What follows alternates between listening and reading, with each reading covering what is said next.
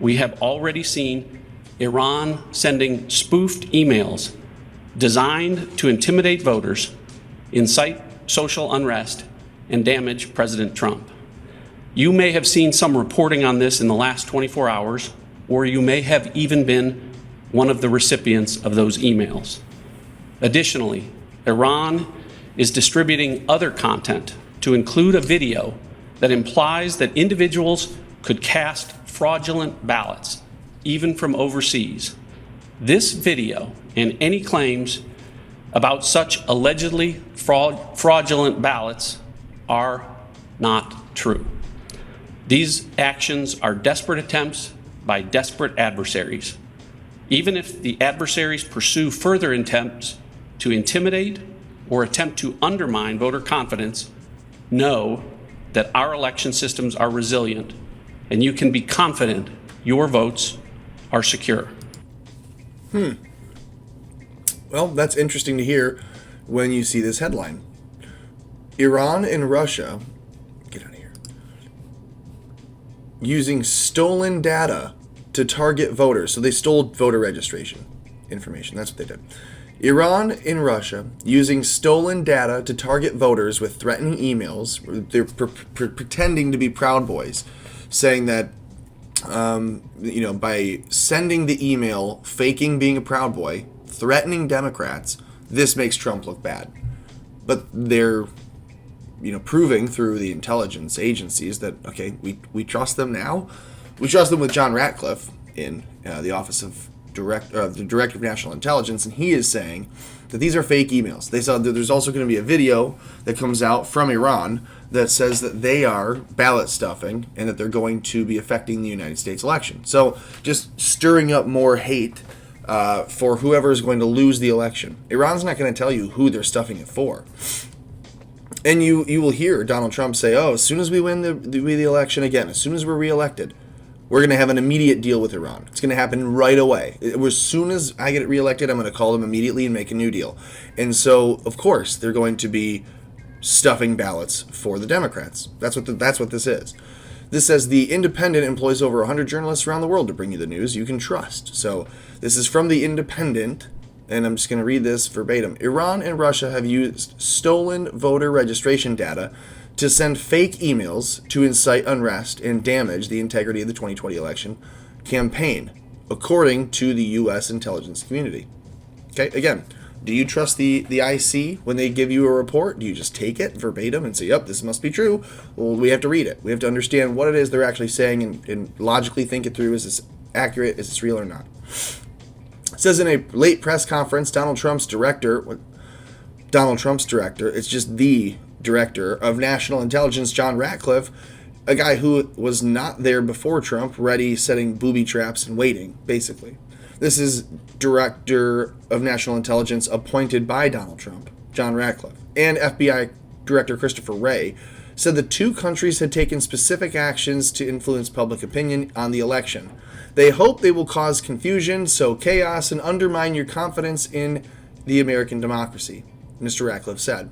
He said the stolen data was used to send spoof emails in an attempt to damage Mr. Trump and to send videos that falsely implied individuals could fraudulently cast ballots from overseas. So the video from Iran is going to more than likely show a bunch of people in like a sweatshop formation, in like a boiler room kind of deal, where they're just stuffing mad ballots. And you're going to see that and think, oh my God, they're going to be flooding the country with fake ballots. He's saying not the case. The video is meant to make you feel that way, but they're not able to do it. It's propaganda. So neither Mr. Ratcliffe nor Mr. Wray took any questions. It's interesting that they kind of just held Mr. Wray out there. Christopher Wray isn't able to do much right now. Shortly before the announcement, the Washington Post reported that Iran was behind it. They didn't include Russia. Why is it that the Washington Post article, when you go to it, just says Iran? The video is Iran and Russia. But the Washington Post just concludes that Iran was behind it. And Russia. You're leaving out Russia. Why would they choose not to report that Russia is influencing the election this time? You'd think they'd want to know that. Isn't the headline Russia and Iran? Iran and Russia, right there. Why is it just Iran right here in the Washington Post? That's so strange. Anyways, I'm sure it's just a coincidence, guys, because otherwise you'd have to be a conspiracy theorist to think that the Washington Post is a slighted, biased agenda. Anyways, the Washington Post reported that Iran was behind the threatening emails, and that they were faking being Proud Boys, and that they were trying to essentially stir up and sow chaos and violence around the election, before, during, and after. Anything to disrupt the polls. You think that they're going to let polling day be normal and then start to riot? They'll riot beforehand. They'll try to, march on your polling location so you don't vote that day. Oh, sorry, the election came and went, and we had a riot, so you couldn't vote, and now it's over. Watch them try. Quote, "You will vote for Trump on election day, or we will come after you," said the emails. Oh my God. Quote, "Change your party affiliation to Republican to let us know you received our message and will comply. We will know which candidate you voted for. I would take this seriously if I were you." Well, this is interesting that they're going to try to fake being Proud Boys to scare Democrats so that they can make Trump look bad in earnest. Because what's actually happening is you can go and see like the DonaldTrump.watch or something like that, DonaldTrumpFans.watch. You can find it if you just do a Google, because of course they want you to know that there is a real life registry that's searchable and active and updated. So you can go and look and see if you donated to Donald Trump at all recently. Any money that you've given him over the last number of years to his campaigns or re-election efforts or anything like that, you're in a database, and they have it public, accessible, searchable, whatever you want to call it, where you can find yourself if you wanted to. I searched for myself. Thought it was interesting. So you're in a huge database already. And so what they're trying to tell you is, oh no, it's actually the Republicans and the Proud Boys who are sending threatening messages and being scary and saying we're gonna know who you voted for.